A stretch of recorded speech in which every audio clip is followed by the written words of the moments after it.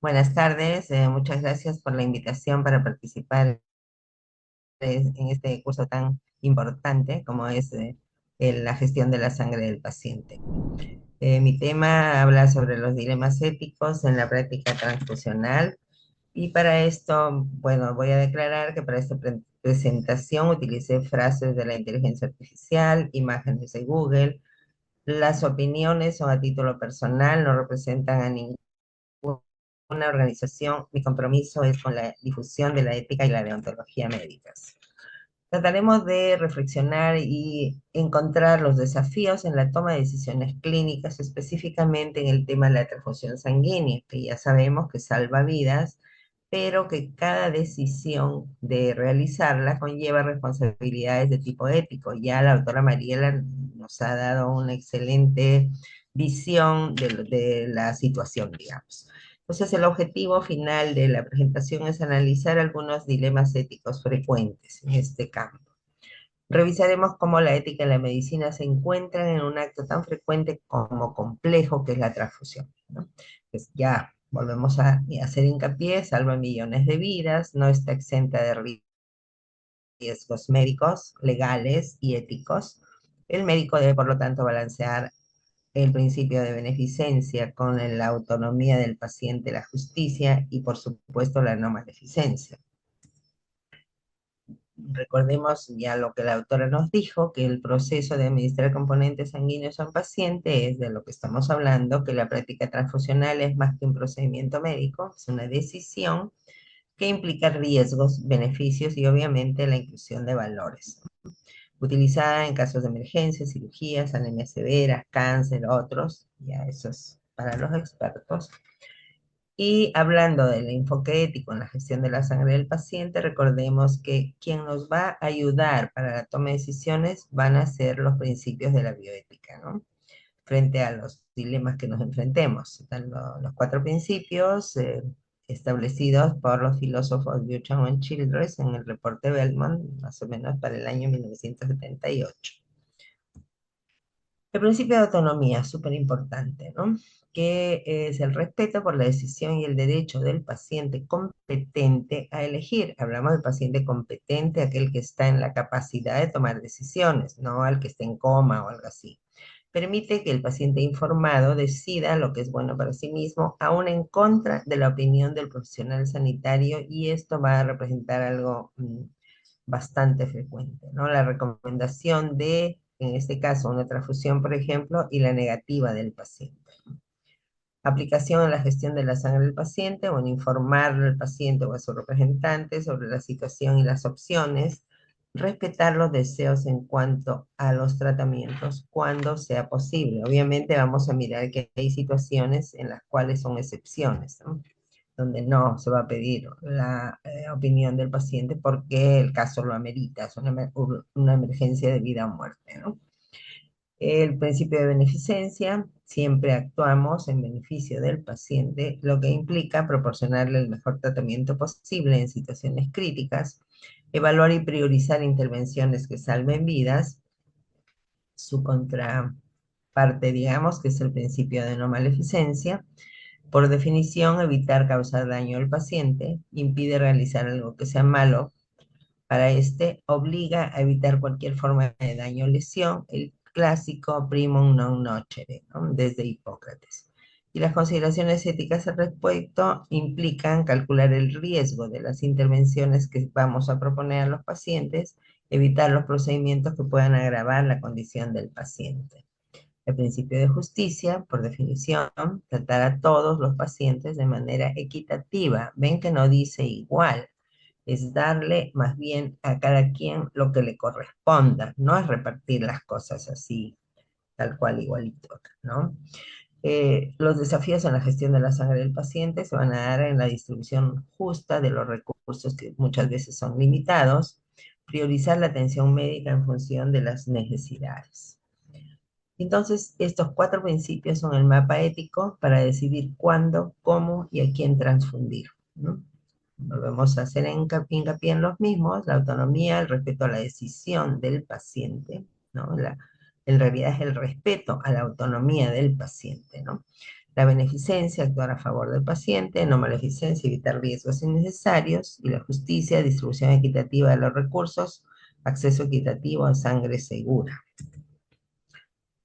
Vamos a hacer énfasis en este principio de autonomía, resaltando el tema del consentimiento informado. Ya la doctora Marina nos habló bastante al respecto, pero no olvidemos que hay que explicar los riesgos, los beneficios, las alternativas, documentar la decisión del paciente. Y bueno, vamos a tener problemas con este consentimiento cuando se trata de pacientes inconscientes o que no tengan familiares presentes, lo cual no implica que no hagamos nada, ¿no? Entonces, ay, no está la familia, entonces no hacemos nada porque no hay quien me firme este papelito que me va a exonerar de algún tipo de responsabilidad. No, ahí va a entrar el criterio del médico para ver, de acuerdo a la situación del paciente, si el caso es un caso de vida o muerte, pues nada, no requiere consentimiento informado. Recordemos que esto está explicado en el Perú en la Ley General de Salud desde el año 97, en el artículo 4, que dice que ninguna persona puede ser sometida a tratamiento médico o quirúrgico sin su consentimiento previo o el de la persona llamada legalmente a darlo, si correspondiere o estuviese impedida de hacerlo. Y ahí está la excepción. Se exceptúa de este requisito, o sea, del consentimiento informado, las intervenciones de emergencia. Y otra cosa importantísima de este artículo 4 de la Ley General de Salud es que la negativa a recibir tratamiento médico o quirúrgico exime de responsabilidad al médico tratante y al establecimiento de salud en su caso, dado que actualmente nos preocupa mucho el tema de las denuncias o cosas por el estilo. Y aquí ya hablamos no tanto de la prescripción, sino de que ya el caso amerita una transfusión, pero el paciente se niega a recibirla, ¿no? Recordemos que los tipos de consentimiento informado en la práctica clínica, pues están los expresos o explícitos, los que son escritos, la aceptación de forma expresa, tradicional, ese consentimiento tácito o implícito, que hay información y solicitud, y la aprobación mediante la omisión, es el que se da, por ejemplo, cuando vamos a sacarle sangre al paciente que acude al laboratorio y extiende el brazo. Al extender el brazo está permitiendo que le pongan la aguja y puedan sacar la sangre. Entonces, un consentimiento tácito. Y el consentimiento presunto es el que se da en los casos de urgencia, ¿no? Se presume la aceptación que el paciente, obviamente, por la situación, no puede expresar. No le vamos a preguntar, ¿quiere que le hagamos la traqueostomía cuando está ahogándose, por ejemplo, ¿no? O en un caso de un shock hipovolémico muy severo, pues va a requerir urgente una reposición de los líquidos o de la sangre de ser necesario. Y entonces recordemos que el consentimiento informado en el Perú se debe ejecutar de forma obligatoria de acuerdo a la ley 29414, la ley de protección de los derechos de los usuarios en salud. En el artículo 24 dice, mire, estas seis situaciones en las cuales es obligatorio. Y aquí una de las cosas en las cuales también es obligatorio, pues obviamente pruebas riesgosas, ¿no? Intervenciones quirúrgicas, exhibición de imágenes con fines docentes. Recordemos que es obligatorio si tenemos alumnos que el paciente dé su autorización escrita que permita que los alumnos estén ahí durante su examen o durante la consulta. Cuando la persona se va a incluir en un estudio de investigación, obviamente, cuando reciba productos de investigación, y en el punto E importante, ¿no? Cuando el paciente haya tomado la decisión de negarse a recibir o continuar un tratamiento, de acuerdo con lo establecido en el artículo 17 del presente reglamento, también va a haber un consentimiento informado, que para el caso de los pacientes que se nieguen, tienen que dejar su decisión por escrito cuando estén en la fase, digamos, en capacidad de tomar decisiones, de estar lúcidos, requiere la firma del paciente, requiere muchas veces también la presencia de un testigo, incluso el encargarle a alguien que se haga responsable de hacer cumplir su decisión de negarse a recibir, ¿no? Y obviamente esta negativa a recibir algún tipo de tratamiento, que en este caso sería la transfusión, implica que el paciente conoce todos los posibles riesgos de no recibir la sangre, ¿no? Y al último, bueno, cuando el paciente reciba cuidados paliativos, que también es un tema interesante, ¿no?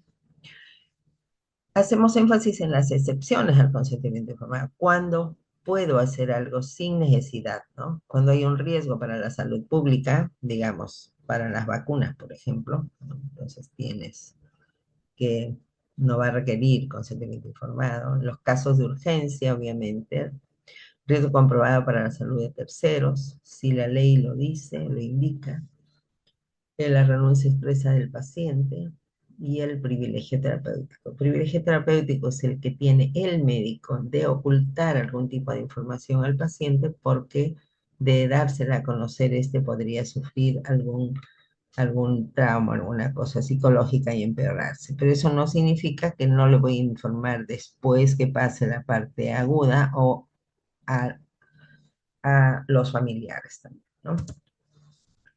Y como el tema se trata de los dilemas éticos, vamos a recordar qué cosa es un dilema, ¿no? Viene del latín, que significa dos premisas, y está formado a partir de dos proposiciones contrarias disyuntivamente, tal cual lo que vemos abajo, ¿no? Llegas a un camino y tienes que elegir, ¿vas a la derecha o a la izquierda?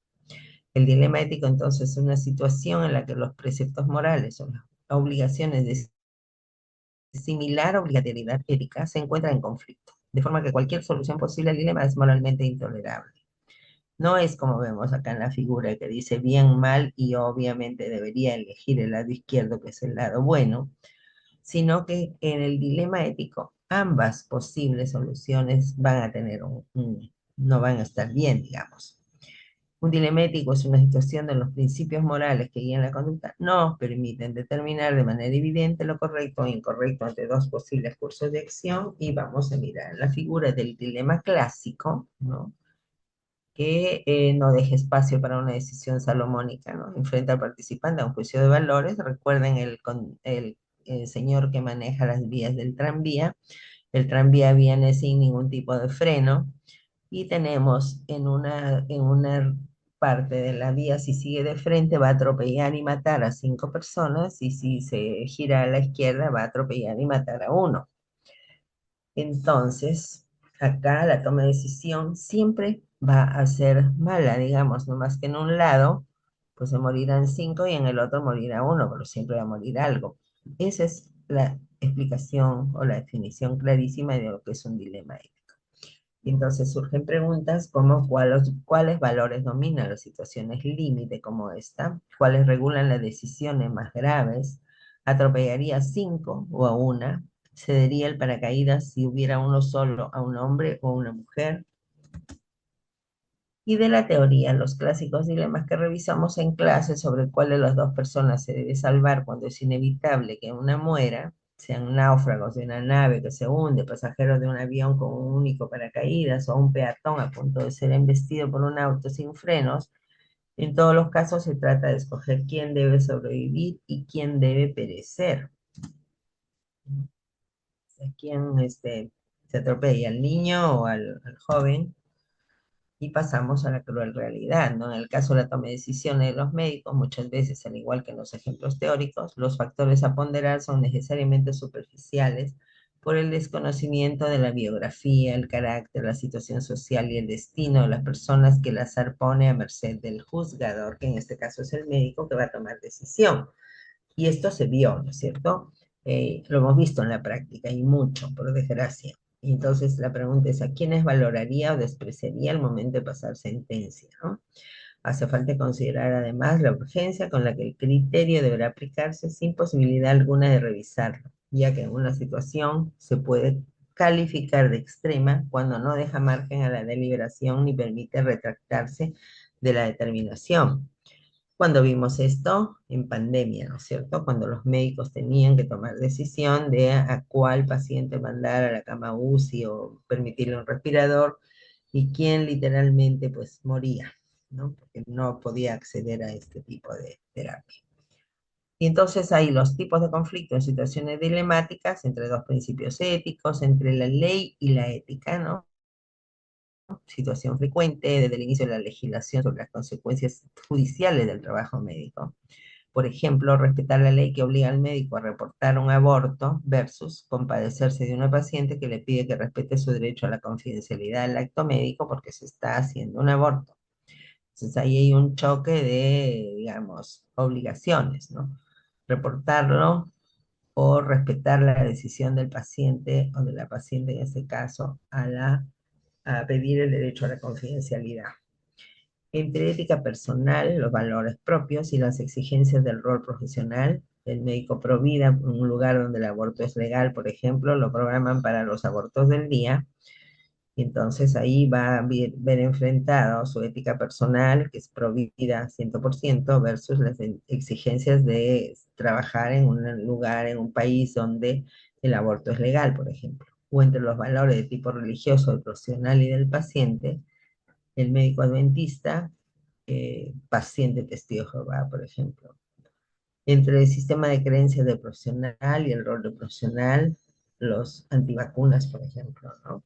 Entonces ahí vemos cómo se enfrentan sus creencias y sus obligaciones. Y entonces los dilemas en la práctica se presentan cuando la persona debe elegir entre dos o más opciones relacionadas con principios éticos. La persona está obligada a actuar porque abstenerse de actuar atenta contra alguno de ellos, beneficencia, justicia, autonomía o no maleficencia. Las opciones presentes para proceder involucran acciones contra diversos principios y entonces el actor, el médico en este caso, debe seleccionar, por ejemplo, atentar contra la autonomía o atentar contra la beneficencia de algunos de sus estándares. Estas situaciones fueron muy frecuentes en tiempo de pandemia, vuelvo a repetir. Y vamos a revisar algunos de los dilemas que se presentan en la situación específica de la gestión de la sangre del paciente, ¿no? Muchos de ellos asociados al consentimiento y al rechazo, ¿no? La objeción por motivos religiosos de los pacientes, por ejemplo, los testigos de Jehová, el tema de pacientes menores y la decisión de los padres al respecto, ¿no? Los cuales obviamente pues el padre tiene derecho a tomar decisión sobre sí mismo, pero no tiene derecho a poner en riesgo a su niño. Entonces ahí pues, ¿qué hacer, no? La pregunta es, ¿qué pesa más? ¿La autonomía del paciente o el deber médico de salvar una vida, ¿no?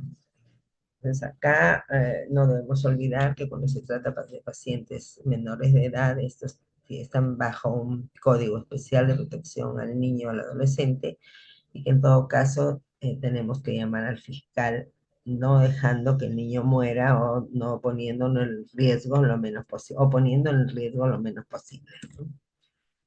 En este caso también hablamos del tema de la objeción de conciencia, que se refiere a la negativa a cumplir una norma o una ley, ¿no? En base a motivos de conciencia, los cuales pueden ser de diversos tipos, ¿no? Incluyendo la objeción de conciencia religiosa, que se aplica para los pacientes que vimos en la anterior, que implica el respeto a la autonomía versus el deber de salvar la vida. Respetar la autonomía del paciente que se niega versus tengo que salvarte la vida, ¿no? Y necesito ponerte la sangre. Opciones, el uso de hemocomponentes, como nos refirió la doctora, componentes alternativos, técnicas sin sangre, y de hecho estas negativas han hecho que avance mucho, progrese la investigación en utilizar unos sustitutos, digamos, de lo que son la sangre y derivados. El segundo dilema es en las emergencias, situaciones de emergencia en las cuales no hay consentimiento, ¿no? Paciente inconsciente sin familiares, que requiere una decisión médica inmediata para salvar la vida. Entonces, a veces no hay tiempo de preguntar, pero en realidad la ética nos exige qué cosa, justificar y lo más importante, documentar cada decisión. Documentarla. Y tiene todo que estar por escrito, ¿no? Recordemos que los aspectos legales están en la ley 29414, la de protección de los derechos de los usuarios de los servicios de salud, o sea, de los pacientes. Ahí están también las excepciones al consentimiento informado y las situaciones de emergencia. El dilema 3, cuando hablamos de seguridad y trazabilidad, ¿no? El riesgo de transmisión de infecciones, la necesidad de hacer controles de calidad, la obligatoriedad del tamizaje, y el dilema sería la urgencia vital versus sangre no completamente evaluada. O sea, recordemos que la sangre salva vidas, pero solo si es segura y trazable de principio a fin. El dilema 4, cuando nos enfrentamos a situaciones de escasez y tenemos que priorizar, ¿no? La cosa que no es rara, digamos, la crisis en los bancos de sangre, que nos obligan a priorizar muchas veces por la urgencia, por el pronóstico, por la equidad, con asignación prioritaria en emergencias masivas, los principios de equidad y justicia distributiva, que ya vimos que nos permiten hablar de quiénes son los que requieren obligatoriamente algo de modo justo. Y el dilema está en los criterios médicos versus la presión social o la presión familiar, ¿no? La justicia en la transfusión entonces se va a medir en momentos de escasez. El dilema 5, el tema de la donación voluntaria versus la donación remunerada, que implica el riesgo de explotación en contextos vulnerables, la ética de incentivar económicamente, ¿no?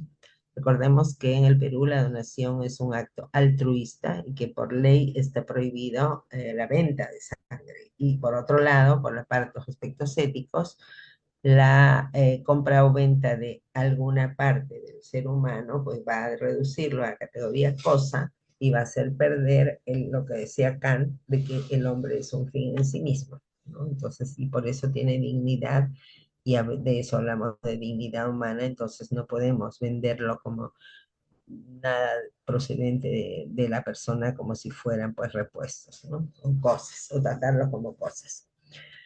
El riesgo de priorizar cantidad sobre seguridad, ¿no? Lo que decíamos, el tema del tamizaje y la sangre segura, la promoción de la donación altruista que deberíamos hacerla, evitar la coerción o los incentivos económicos, y concluimos con que pagar por sangre puede resolver la escasez, pero ¿a costo? ¿A qué costo ético y legal? Todas estas situaciones dilemáticas resaltan la complejidad y la importancia de un enfoque ético en la gestión de la sangre del paciente, en cualquier nivel de atención, donde las decisiones que se tomen pueden tener consecuencias significativas para los pacientes y para la comunidad en general. Y algunas estrategias para abordar los dilemas, pues tener protocolos claros de consentimiento en especial, educación a los pacientes, al personal, el apoyo en los comités de ética hospitalarios, y la doctora ha mencionado que la presencia de los comités de transfusiones específicamente, ¿no? Promoción de donación voluntaria, los dilemas no se eliminan, pero sí podemos estar mejor preparados para enfrentarlos. Recordemos que es muy importante la toma de decisiones éticas y morales, el uso o digamos, tomar en cuenta los valores, ¿no? Que son principios que nos permiten orientar nuestro comportamiento en función de realizarnos como personas, creencias fundamentales que nos ayudan a preferir, apreciar y elegir unas cosas en lugar de otras, o un comportamiento en lugar de otro. Son estudiados por la axiología, y estos son los que, además de los principios de la bioética, en los cuales debemos aplicarlos para la toma de decisión, siempre tenemos que tener, y la preocupación en la actualidad, pues es que los chicos, ¿dónde adquieren los valores? No hay un sitio donde yo vaya y digo, voy a comprar, a ver, un poco de disciplina, de gratitud, de autoestima, de solidaridad, ¿no? De altruismo, de responsabilidad, no hay.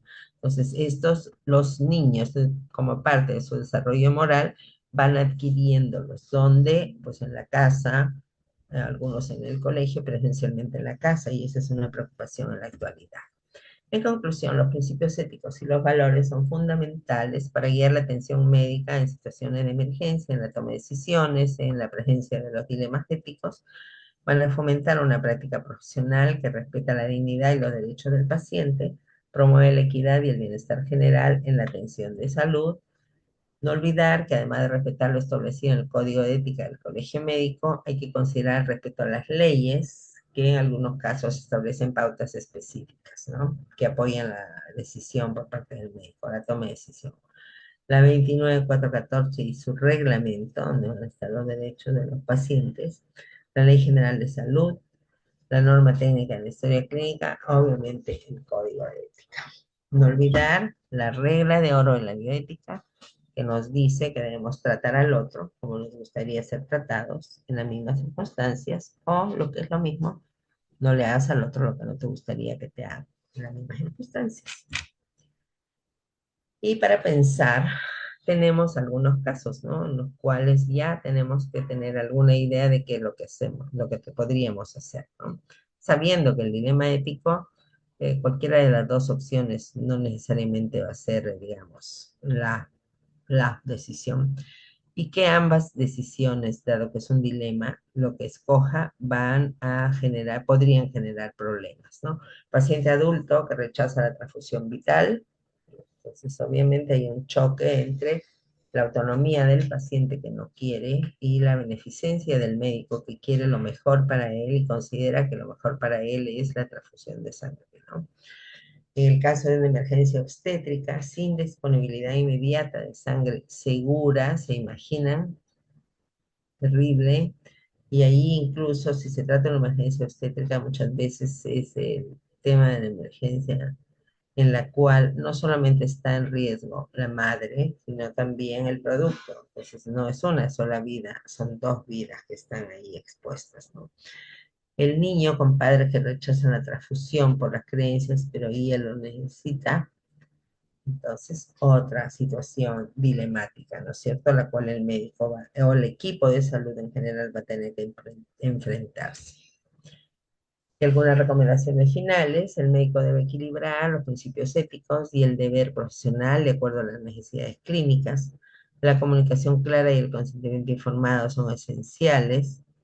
Los comités de ética hospitalaria deben apoyar la toma de decisiones, obvio, siempre y cuando el médico lo solicite, porque el comité de ética no va a ir a buscar los casos, va a recibir los casos en los cuales los profesionales de la salud tienen algún tipo de conflicto, están frente a un dilema y requieren que alguien los apoye, alguien externo, imparcial, multidisciplinario, con diferentes puntos de vista, muy profesionales porque van a evaluar el caso desde el comienzo, digamos, hasta lo último, y el Comité Ético Hospitalaria va a emitir un dictamen que no es vinculante. ¿Qué significa esto?